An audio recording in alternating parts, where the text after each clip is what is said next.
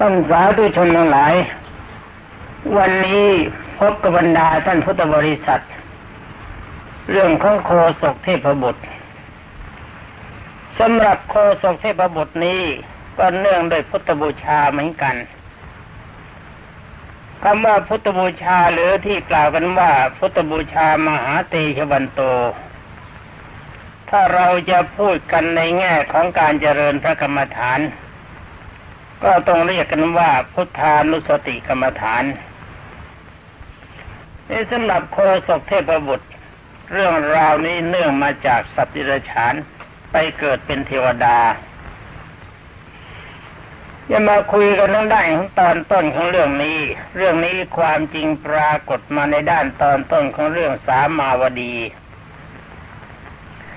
ความมีอยู่ว่าในสมัยกาลครั้งหนึ่งในโกตุหริกะกับพัญญาและลูกเล็กหนึ่งคนปรากฏว่าในสมัยนั้นเกิดโรคร้ายเกิดขึ้น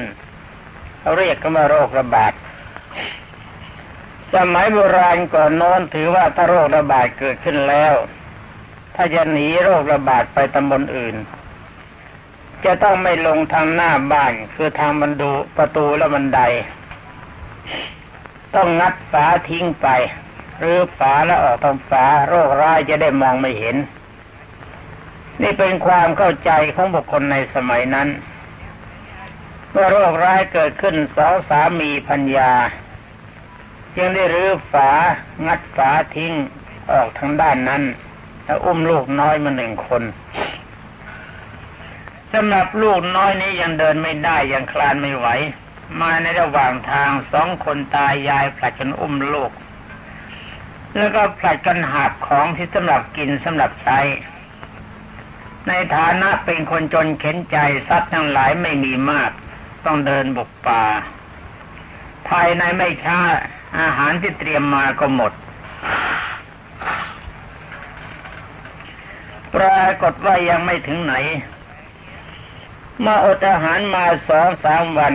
สามีจึงปรึกษากับภรรยาว่าลูกเล็กของเรานี้ปล่อยให้มันตายซะดีกว่าเพราะว่าเธอกับพี่ยังหนุ่มยังสาวอยู่ภายในไม่ช้าพี่จะสร้างลูกให้ใหม่สำหรับภรรยาไม่ชอบใจแล้วก็ไม่เห็นด้วยเพราะถือว่าลูกน้อยเกิดจากในอกย่อมเป็นที่รักของมารดาอย่างยิ่งมาในการหนึ่งปรากฏว่าในโกตุหริกะ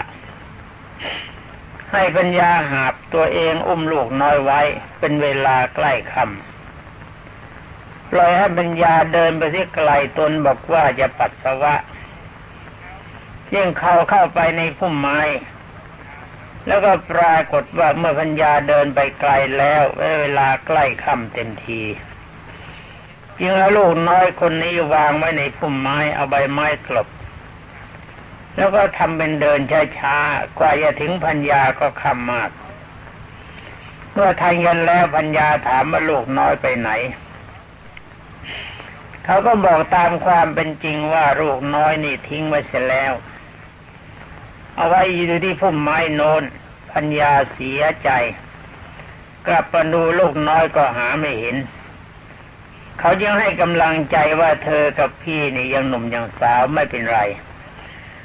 ลูกน้อยถ้าเราขืนนำไปเราก็ลูกน้อยทั้งสามก็จะตายด้วยกันเป็นอันว่าเธอกับฉันมาเดินไปด้วยกันดีกว่าไม่ต้องห่วงลูกเวลานี้มันก็ตายแล้วปัญญาจึงได้ตัดใจยอมเสียลูกน้อยเดินไปกับสามีปรากฏว่ามาถึงบ้านของท่านมหาเศรษฐีทั้งสามีและปัญญาจึงได้เข้าไปในสถานที่ไกล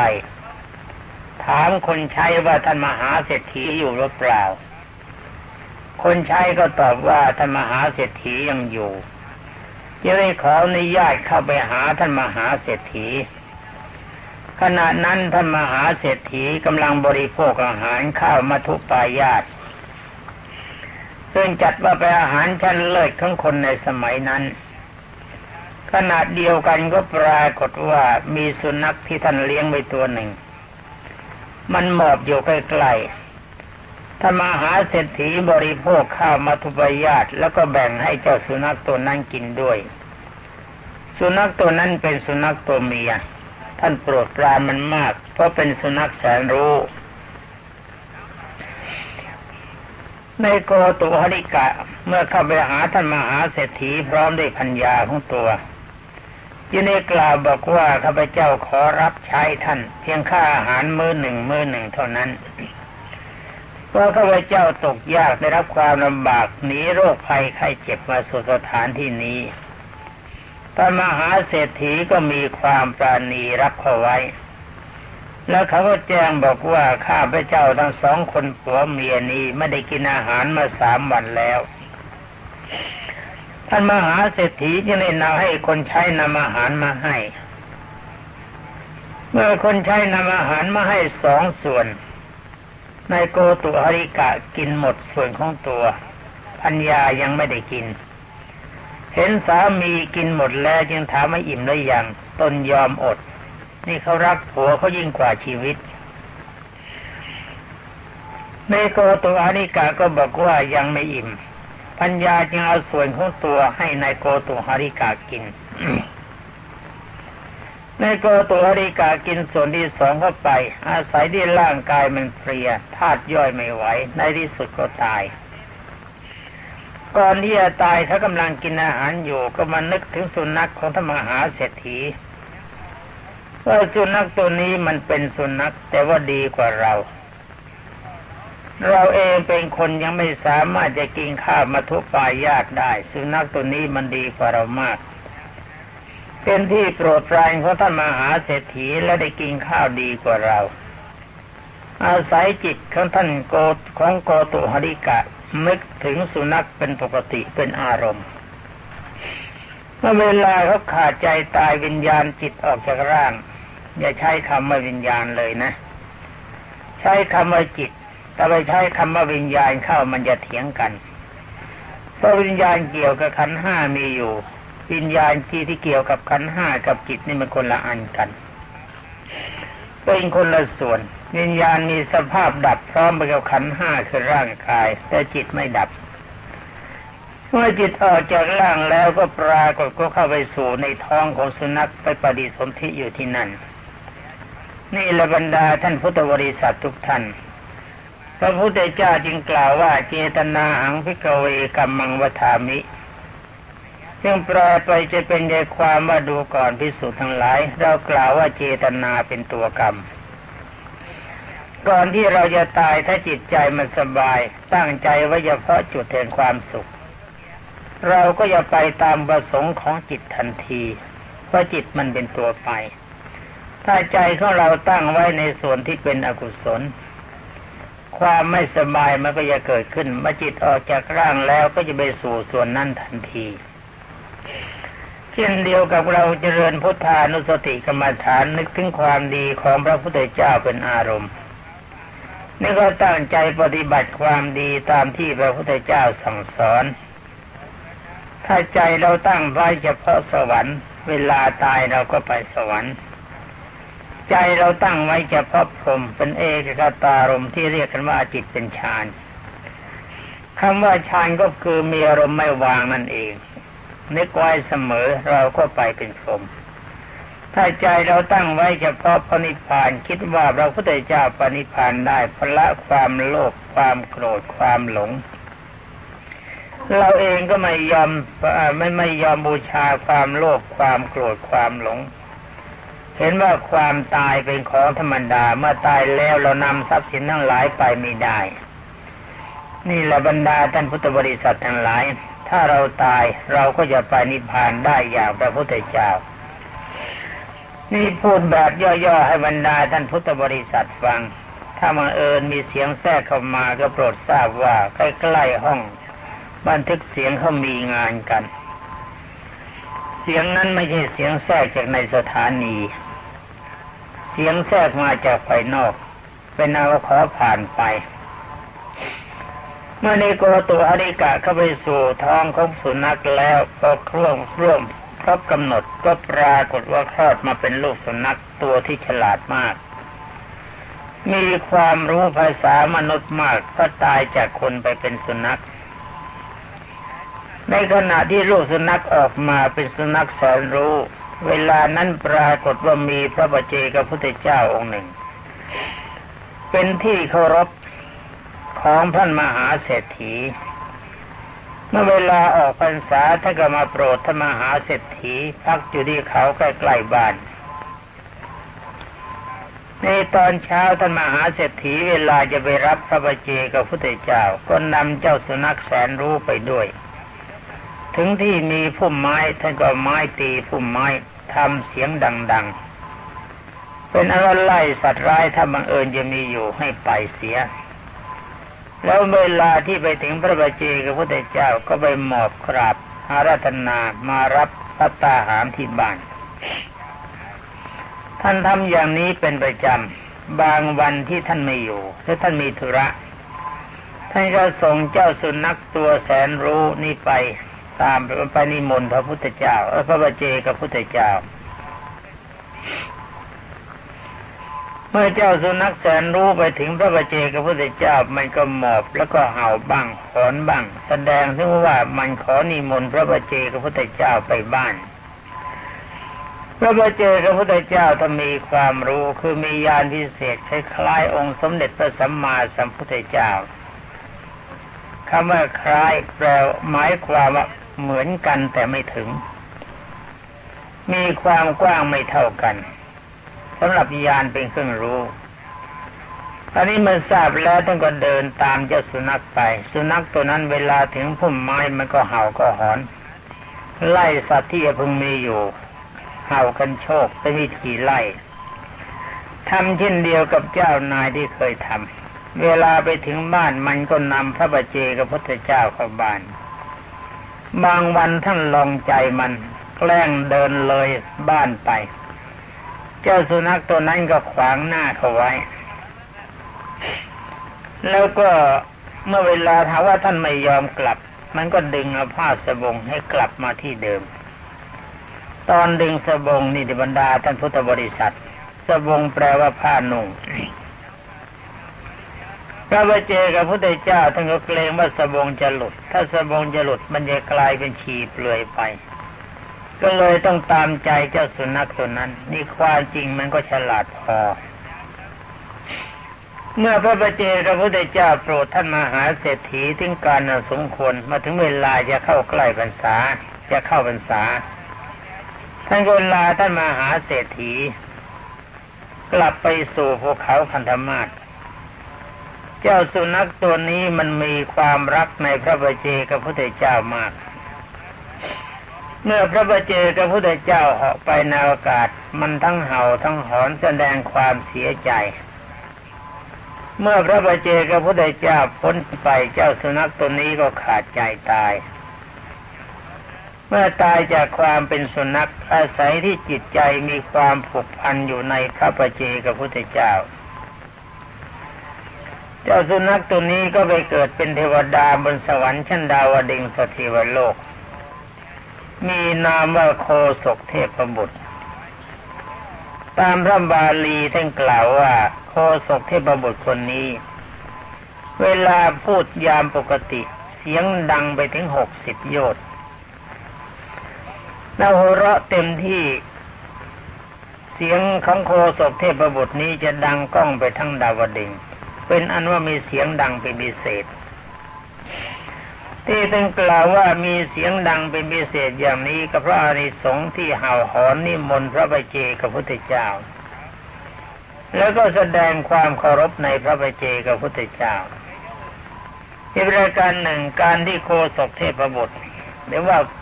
เทวดาสุนัขได้กล่าวกันในพระสมณก็เรียกว่าสุนัขที่มาเกิดเป็นเทวดาที่มาเกิดเป็นเทวดาได้นี้ก็อาศัยอนุสติคือพุทธานุสติกรรมฐานพระปัจเจกพุทธเจ้าก็จัดว่าเป็นพระพุทธเจ้าประเภทหนึ่งที่บรรลุมรรคผลโดยไม่ได้ฟังคำสั่งสอนของใครท่านประเภทนี้บำเพ็ญบารมีมาโดยเฉพาะไม่หวังที่จะเกื้อกูลบุคคลอื่นให้ได้บรรลุมรรคผลด้วย แต่ว่าจะช่วยให้บุคคลไปสวรรค์หรือพรหมโลกโดยการแนะนำพอสมควรที่ท่านไม่สอนอย่างพระพุทธเจ้าก็เพราะว่าไม่ใช่หน้าที่ของท่านเพราะการบารมีย่อมเป็นไปตามหน้าที่อย่างนี้เคยพูดกับบรรดาท่านพุทธบริษัทไปแล้วหลายครั้งว่าพระในสมัยปัจจุบันที่เราเรียกกันว่าพระอริยเจ้านี้ยังมีอยู่ถ้าคนตาดีหรือว่าใจดีมีจิตใจเข้าถึงธรรมก็จะรู้ว่าใครเป็นพระอริยเจ้าถ้าจิตใจของเรายังมัวเมาไปด้วยความโลภความโกรธความหลงมัวเมาในขันธ์ห้าเห็นว่ารูปเวทนาสัญญาสังขารวิญญาณเป็นเราเป็นของเราถ้ายังมัวเมาอยู่อย่างนี้เราก็จะเห็นพระอริยเจ้าไม่ได้ความจริงพระอริยเจ้ามีอยู่แต่ว่าคนที่จะรู้จักพระอริยเจ้าไม่มีแต่จะว่าไม่มีซะเลยก็ไม่ได้เพราะเดี๋ยวนี้คนรู้จักพระอริยเจ้ามากขึ้นมาแล้วทั้งนี้เพราะอะไรเพราะว่าบรรดาท่านพุทธบริษัททั้งหลายมีความเคารพในองค์สมเด็จพระบัณฑิตแก้วมากขึ้นพากันเจริญสมถกรรมฐานวิปัสสนากรรมฐานทำจิตใจให้เข้าถึงความดีขององค์สมเด็จพระวิชิตมารบรมศาสดาสัมมาสัมพุทธเจ้าโดยนึกถึงคุณของพระพุทธเจ้าเป็นอารมณ์ความรู้ความฉลาดก็เกิดขึ้นและเมื่อความรู้ความฉลาดเกิดขึ้นความเข้าใจในพระอริยเจ้าก็ย่อมปรากฏ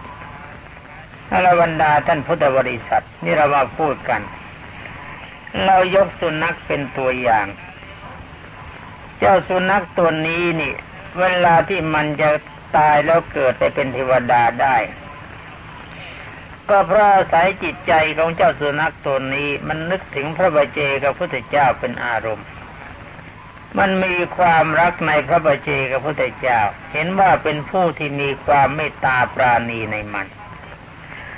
เพราะว่าเวลาที่มันไปหาพระบัจเจกพระพุทธเจ้าท่านก็สงเคราะห์อนุเคราะห์ในการรูปคลำศีรษะบ้างรูปตัวบ้างแสดงถึงความรักความเมตตาในเรื่องความรักความเมตตานี่บรรดาท่านพุทธบริษัทใครๆก็ชอบเมื่อเขาแสดงความรักในเราก็มีความปลื้มใจมีความยินดีนี่เจ้าสุนัขตัวนี้ก็เหมือนกันเมื่อเห็นพระบัจเจกพระพุทธเจ้ามีความรักในมันก็รักในพระบัจเจกพระพุทธเจ้าเช่นเดียวกันอันนี้มันรักในพระบัจเจกพระพุทธเจ้าแล้วจิตใจมันก็ผูกพันนึกถึงพระบัจเจกพระพุทธเจ้าเป็นปกติแต่ความจริงมันจะรู้ว่าพระบัจเจกพระพุทธเจ้าท่านเป็นพระนั่นก็หาไม่คิดแต่เพียงในใจว่าท่านผู้นี้ซึ่งมีความดีมีความเมตตาปราณีในเราอาศัยจิตใจที่เจ้าสุนัขตัวนี้ผูกพันในพระบัจเจกพระพุทธเจ้าเป็นปัจจัยให้เกิดบนสวรรค์เป็นเทวดาบนสวรรค์ชั้นดาวดึงส์มีวิมานทองคำเป็นที่อยู่นี่มีนางฟ้าประมาณ1,000เป็นบริวารเสียงดังแจ่มใสที่ได้แค่ขยับเบาๆพูดธรรมดาดังไปตั้ง60 โยชน์ถ้าปล่อยเสียงดังเต็มที่เสียงก้องดาวดึงส์สงสัยเหมือนกันบรรดาท่านพุทธบริษัทว่าเทวดาสมัยนั้นรำคาญเสียงโคศกเทพบุตรบ้างหรือเปล่าก็ไม่ทราบท่านจะรำคาญหรือไม่รำคาญก็ช่างท่านมาพูดถึงเรากันดีกว่านี่เจ้าสุนัขตัวนั้นมันนึกถึงพระบัจเจกพระพุทธเจ้าเป็นอารมณ์ไปเกิดบนสวรรค์ชั้นดาวดึงส์ได้และพวกเราพุทธบริษัทเวลานี้ต่างคนต่างเคารพในองค์สมเด็จพระชินสีห์บรมศาสดาสัมมาสัมพุทธเจ้าเรารู้จักว่าพระพุทธเจ้าเป็นพระพุทธเจ้าและคำสอนขององค์สมเด็จพระสัมมาสัมพุทธเจ้าก็เป็นคำสอนที่ยังประโยชน์ให้สำเร็จเนื่องในความสุขหมายความว่าบุคคลใดปฏิบัติตามพระธรรมคำสั่งสอนขององค์สมเด็จพระจินวรแล้วบุคคลนั้นจะมีความสุขทั้งในชาติปัจจุบันและสัมปรายภพ ตอนนี้เวลานี้พวกเราพุทธบริษัทก็มีความเคารพในพระพุทธเจ้าโดยการนั่งภาวนานึกถึงความดีของพระพุทธเจ้าว่าพุทโธบ้างสัมมาสัมพุทโธบ้างอย่างนี้เป็นต้นจะภาวนาว่ายังไงก็ตามในห้องพุทธคุณชื่อว่าเป็นการนึกถึงคุณของพระพุทธเจ้าทั้งหมดนี่ก็มีผลเหมือนกันในเมื่อเรานึกถึงความดีของพระพุทธเจ้าเราก็รู้ด้วยว่าท่านเป็นพระพุทธเจ้าเราได้กำไรกว่าเจ้าโคศกเทพบุตรเราได้กำไรยิ่งกว่าสุนัขแสนรู้แล้วเราก็มีความเคารพในองค์สมเด็จพระบรมครูยอมรับนับถือว่าทำคำสั่งสอนที่องค์สมเด็จพระชินวรบรมศาสดาสัมมาสัมพุทธเจ้าทรงสอนเราปฏิบัติตามท่านพระพุทธเจ้าบอกว่าให้ทานเป็นการตัดโลภะความโลภและเป็นกิริยาในการสร้างมิตรอันนี้เราก็ทำการทำจิตของเราให้ดีตั้งอยู่ในเมตตารักษาศีลห้าให้บริสุทธิ์มีกรุณามีความสงสารสงเคราะห์บุคคลที่มีความทุกข์ให้ได้รับความสุขเว้นจากปัญญเวรห้าประการอย่างนี้เราก็ทำแล้วและยิ่งกว่านั้นองค์สมเด็จพระบัณฑิตแก้วให้จิตใจเราของเราระลึกนึกถึงอยู่ในด้านที่เป็นกุศลที่เรียกกันว่าสมถะภาวนาทำจิตใจให้ยั่งยืนคือคิดไว้เสมอคำว่าเจริญฌานในพระพุทธศาสนาอย่าเข้าใจว่าต้องไปนั่งหลับตามันจริงจะเป็นฌานถ้าบรรดาท่านพุทธบริษัทคิดอย่างนั้นก็เป็นการเข้าใจผิดการเจริญฌานและจิตทรงฌานตัวอย่างที่จะกล่าวให้ฟังได้แก่เรานึกถึงความดีของพระพุทธเจ้าโดยใช้คำว่าพุทโธเป็นต้นอันนี้วันทั้งวันเมื่อเวลาที่จิตว่างจากภาระอื่นแล้วก็นึกไว้ว่าพุทโธพุทโธพุทโธอย่างนี้ก็ดีแล้วพระองค์สมเด็จพระจินสีสอนบอกให้เราทรงพรหมวิหารสี่จิตคิดไว้เสมอว่าเราไม่เป็นศัตรูกับใครเราเป็นมิตรกับคนและสัตว์ทั้งหมดโดยการที่สองเราจะสงเคราะห์คนและสัตว์ทั้งหมดทั้งโลกถ้าไม่เกินความสามารถของเราถ้าเขามีความทุกข์เราจะช่วยให้เขามีความสุขตามกำลังที่เราจะพึงทำได้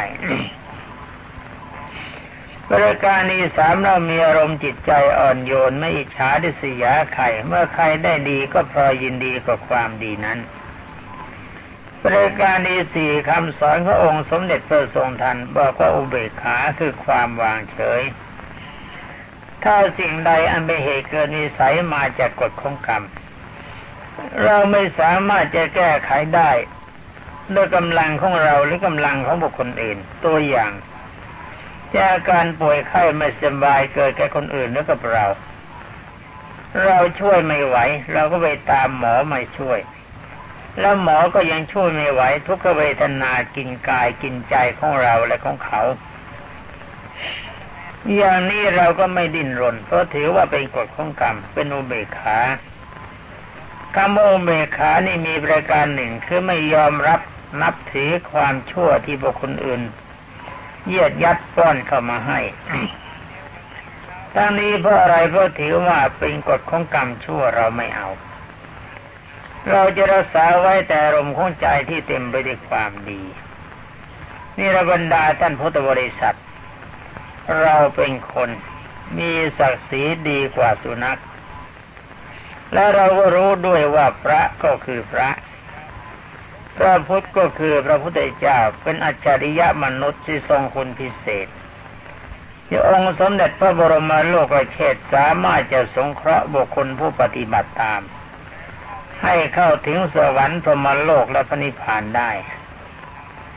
นี่เรามีกำลังใจมีความรู้สึกมีปัญญาดีกว่าสุนัขที่ได้เกิดเป็นโคศกเทพบุตรฉะนั้นถ้าหากว่าบรรดาท่านพุทธบริษัทคิดว่าการเกิดบนสวรรค์เป็นของดีหรือว่าการเกิดในพรหมโลกเป็นของดีหรือว่าการเกิดในพระนิพพานเป็นของดีที่ใช้คำว่าเกิด ราะว่าพระนิพพานนี้มีสภาพไม่สูญที่พราหมณ์เคยถามพระพุทธเจ้าซึ่งปรากฏมาในพระไตรปิฎกพราหมณ์เคยถามพระพุทธเจ้าว่าพระนิพพานนี้เมื่อคนถึงแล้วเป็นผู้ไม่เกิดใช่ไหมพระพุทธเจ้าทรงตอบแบ่งรับแบ่งสู้บอกว่าจะว่าเกิดก็ไม่ใช่จะว่าไม่เกิดก็ไม่ใช่เพราะว่าถ้ามีคำว่าเกิดก็ต้องหมายความว่ามีคำว่าตายแต่ถ้าจะว่าไม่เกิดพระนิพพานก็ไม่มีสภาพศูนย์คือเป็นแดนแห่งอมตะหาความตายหาความสลายหาความเปลี่ยนแปลงมิได้นี่แหละบรรดาท่านพุทธบริษัททั้งหลายเมื่อกี้พูดเหลอไปใช้คำว่าเกิดในพระนิพพานจะเป็นการคัดค้านคำสั่งสอนของพระพุทธเจ้าแต่พระพุทธเจ้าเองก็ทรงยอมรับว่าจะว่าเกิดก็ไม่ใช่จะว่าไม่เกิดก็ไม่ใช่เราจะเรียกกันว่าอะไรก็เป็นเรื่องของจิตใจของบรรดาท่านพุทธบริษัทตอนนี้เรามานั่งพูดกันดีกว่าพูดกันว่าทำยังไงล่ะเราจะไม่เสียทีโคศกเทพบุตรพระโคศกเทพบุตรนี่เขาเป็นสุนัขตายและเป็นเทวดาได้แล้วก็บรรดาท่านพุทธบริษัททั้งหลายเป็นคนเป็นมนุษย์ที่กล่าวกันว่ามีจิตสูงมีความดียิ่งกว่าสุนัขคือรู้ดีกว่าสุนัขมีความรักในพระบัจเจกพุทธเจ้าแต่ว่าเขาก็ไม่รู้ว่าพระบัจเจกพุทธเจ้าคือใครเป็นแต่เพียงคิดไว้ในใจเท่านั้นว่าเขารักคนที่รักเขาแต่บังเอิญคนที่เขารักเป็นพระบัจเจกพุทธเจ้าเป็นปัจจัยให้เขาถึงสวรรค์ได้แล้วก็เราพุทธบริษัททั้งหลายลองวัดกำลังใจของบรรดาท่านพุทธบริษัทดูว่าจิตใจของเราเปรียบเทียบกับโคศกเทพบุตรได้หรือยังสมัยที่เขาเป็นสุนัขเวลานี้เรารู้จักพระพุทธเรารู้จักพระธรรมเรารู้จักพระสงฆ์จิตใจของเราผูกพันมั่นคงในพระพุทธพระธรรมพระสงฆ์แน่นอนแล้วหรือยังถ้าจิตใจของท่านมีความผูกพันแน่นอนก็ขอรับรองบรรดาท่านพุทธบริษัทหากว่าบังเอิญท่านจะต้องสิ้นลมปราณไปในขณะนี้ความดีที่โคศกเทพบุตรได้นั้นจัดว่าเป็นความดีที่เล็กน้อยที่สุดไม่เสมอกับความดีของท่านที่บำเพ็ญแล้วอรบรรดาท่านพุทธบริษัททั้งหลายมองดูเวลาก็ปรากฏว่าหมดเวลาพอดีในที่สุดนี้อาตมาภาพในฐานะพระสงฆ์ในพระพุทธศาสนาขอตั้งสัตยาธิษฐานอ้างคุณพระศรีรัตนตรัยมีพระพุทธรัตนะธรรมรัตนะและสังฆรัตนะทั้งสามประการขอจงดลบันดาลให้บรรดาท่านพุทธบริษัททุกท่านที่สดับแล้วมีแต่ความสุขสวัสดิ์ที่พัฒนมงคลสมบูรณ์พูนผลและจงเจริญไปด้วยจตุรพิตรพรชัยทั้งสี่ประการ